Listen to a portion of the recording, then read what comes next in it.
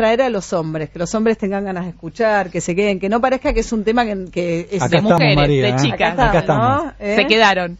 Pero es difícil, te digo, ayer me tocó una charla de este tema, de temas de género y demás, organizado por María Luisa Storani, del radicalismo, que trabaja mucho en estos temas.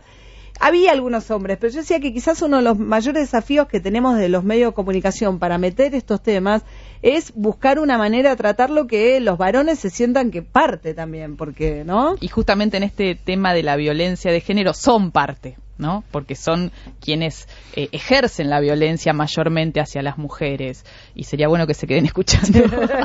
Bueno, pero había, me parece, ¿no?, como una primera etapa de convencimiento entre las propias mujeres de poder ir a denunciar esto, que siempre fue un obstáculo, ¿no?, porque se volvían doblemente víctimas, ¿no?, el hecho de haber sido abusadas y el hecho de denunciar, y que cuando hacen la denuncia policial la propia policía las echaba, no les creía. Pero todavía pasa mucho. A mí me pasó hace poco de una comisaría ver una situación del cura, el policía diciéndole, bueno, ¿estás segura? ¿Viste? Y digo, mirá, andate a una comisaría de la mujer. O conozco casos muy de primera mano de mujeres que denunciaban a los maridos por violentos, y el juez llamaba a una audiencia de conciliación, y por ahí yo consultaba a gente que conoce la legislación, se agarraban la cabeza y me dicen, si la ley de violencia de género les prohíbe llamar a audiencia.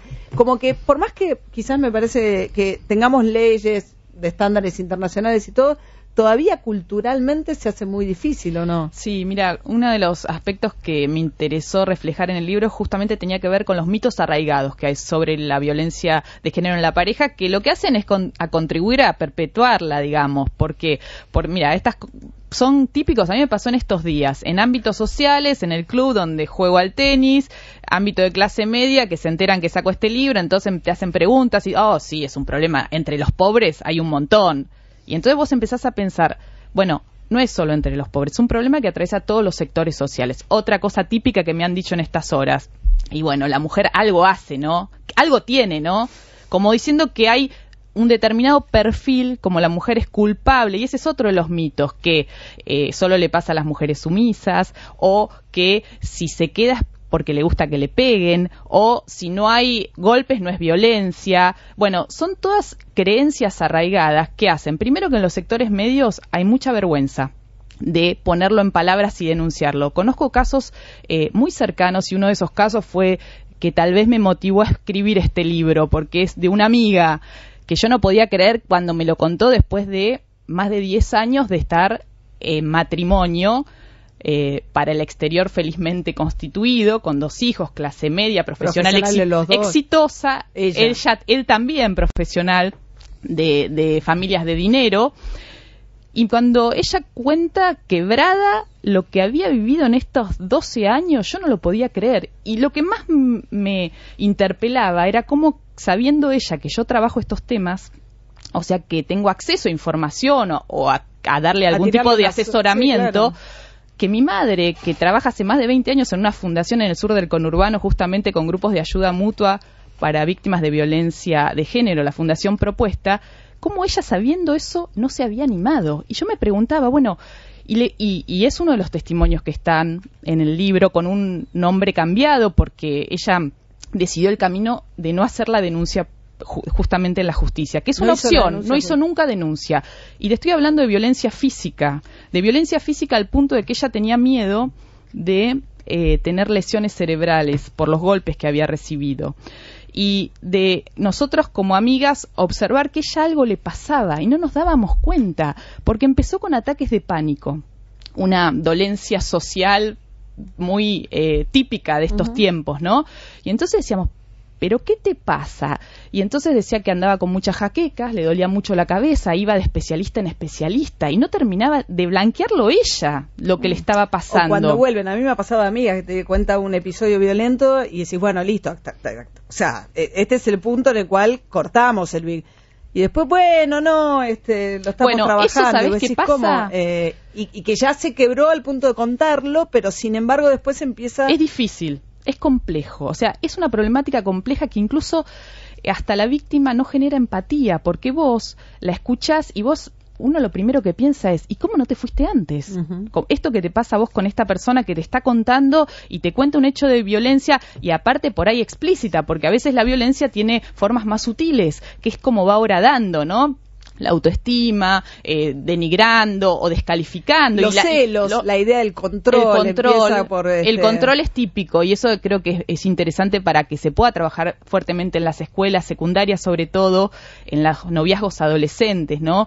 Ese es uno de los capítulos que yo abordo porque me parece que hay muchos por signos. Sacarte la clave, mirar. El control del Facebook. El control. La ropa, las amistades, viste, cerrarte el círculo para que te quedes cerrarte aislada. El círculo. Y hablarte después, mal de toda la gente de confianza cercana a vos para que estés más sola frente a la posibilidad de apoyarte en alguien y contar. Eso es típico, el aislamiento. Porque ahora después... es loco porque yo conozco víctimas que han ido a psicólogas y que por ahí van con mucho miedo, después muchos años de silencio y llegan y enseguida se sienten aliviadísimas porque inmediatamente les empiezan a contar su propia historia. Es como si esos síntomas se repitieran y se repitieran, les agarra como un alivio de... Mira, esta amiga que para mí fue como un disparador de decir, bueno, esto hay que ponerlo en un libro para que ayude, ¿no? Porque el objetivo es un poco de ayudar a pensar en políticas públicas porque hay un análisis de qué es lo que hay y qué es lo que falta, de lo que hay, qué funciona y qué no funciona. Y por el otro lado, que las mujeres puedan, a partir de estos testimonios en primera persona, sentirse identificadas, ¿no?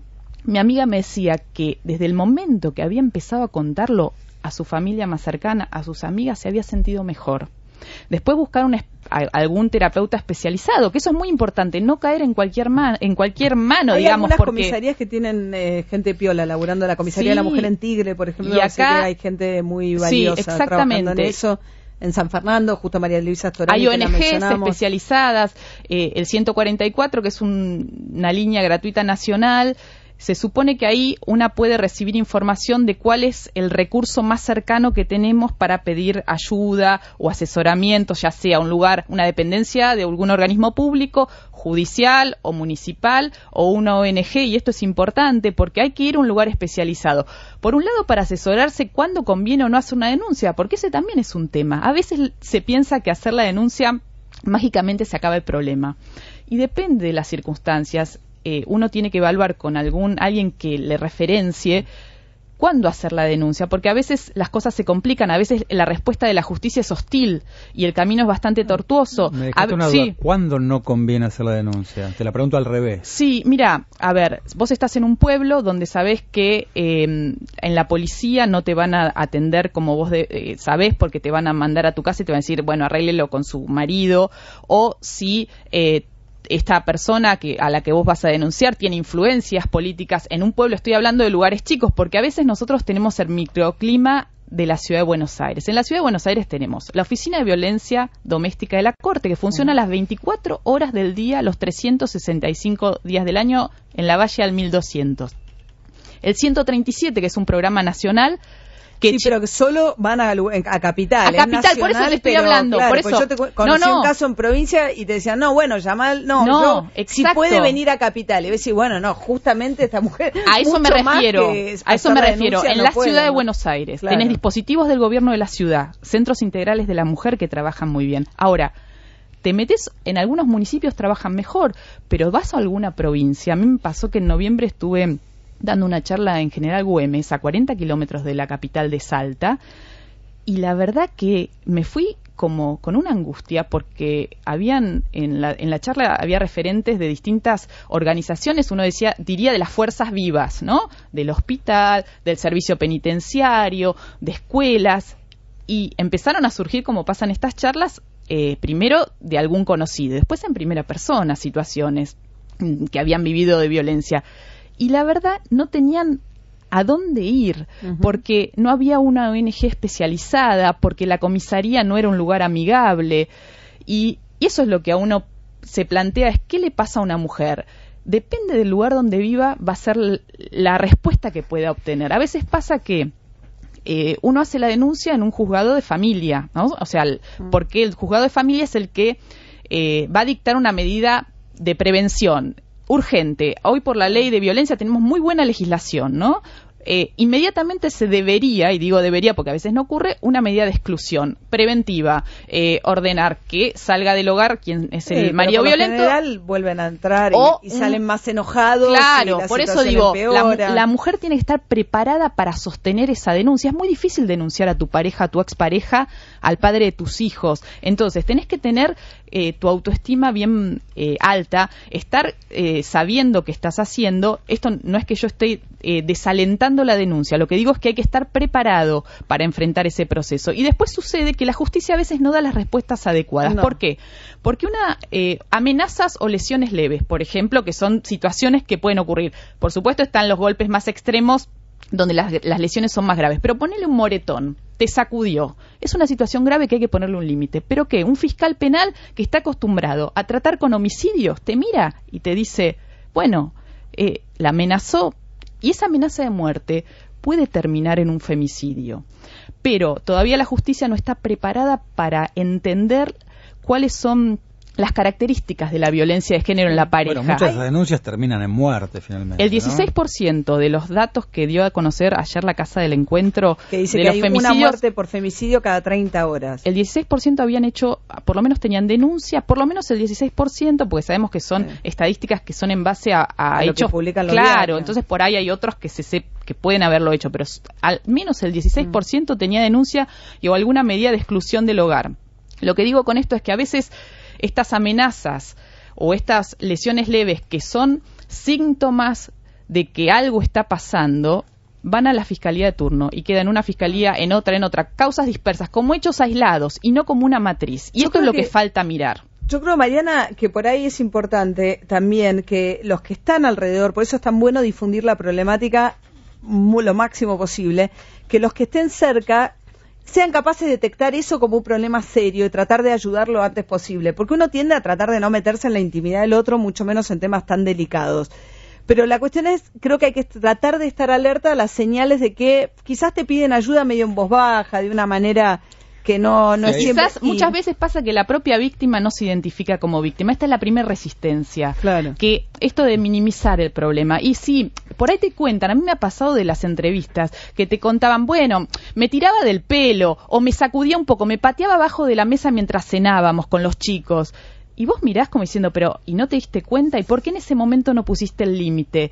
Y porque entran en una matriz en la cual no se dan cuenta o no le dan la importancia. Y creo que lo que vos señalás de las redes de los familiares y los amigos es fundamental, porque ese es otro de los mitos, que no hay que meterse. No es un problema íntimo y privado, es un problema político y social, ¿no? Que va más allá. Uno tiene que ahí sí escuchar más allá de las paredes y tomar una actitud. Por supuesto, en esto hay que ser, uno tiene que acercarse en el momento que la mujer esté, darle un teléfono, acompañarla, charlar, pero la familia tiene que estar muy atenta, y a veces hay mujeres que se encuentran con que la familia le dice, bueno, aguantá, tenés que aguantar. Claro, tenés un matrimonio, bueno, aguanta. Uno escuchó muchas veces cuando pasa esto y que dice en voz alta, bueno, me meto, después termina arreglando ellos y la ligo yo, ¿no? Sí, claro. Sí. Se escucha eso. Sí. Bueno, les recomiendo especialmente, Mariana Carvajal escribió Maltratadas, violencia de género en las relaciones de pareja, lo acaba de publicar Aguilar, con prólogo de Eva Giberti, y es piola esto que dice Mariana, uno toma como los mitos de que es cosa de pobres, de que no hay que meterse, incluso que si no hay golpes no es violencia. Estoy leyendo los títulos de algunos de los capítulos, los cuenta a partir de testimonios en primera persona, preservando la identidad por supuesto, y después los va como analizando a través de especialistas. Me parece que es una manera además de vincularse con la temática a través de casos. Los casos por lo general te ayudan a, no sé, a entrarle más fácil, ¿no? A interesarte más rápido por una temática determinada. No es un libro para expertos, esto es lo que quiero decir. Es un libro para... Es para difusión, yo creo que va a servir también para los docentes, también para... creo que trabajar el tema con los alumnos a mí es como un aspecto que me parece fundamental en el secundario, ¿no? Porque también cómo podemos resolver el problema de la violencia. El caldo de cultivo es la situación de subordinación de las mujeres en la sociedad, pensar que hay hombres que creen que algunas mujeres son parte de su propiedad, y esto tiene que ver con relaciones de igualdad, ¿no? Y trabajar las cuestiones de discriminación en las aulas para prevenir los noviazgos violentos y con esto relaciones adultas violentas, creo que es un trabajo que, pensando en una sociedad más igualitaria, ¿no? Muchas gracias, Mariana. Un placer para mí. 6 de la tarde, 27 minutos. Espacio publicitario. Para tu campo y en Expoagro, nada mejor que Tarjeta Galicia Rural, porque te permite pagar en 2015 lo que compres durante marzo en las empresas con acuerdo a tasa 0%. Conocé los acuerdos y sumate a Galicia Rural desde bancogalicia.com/.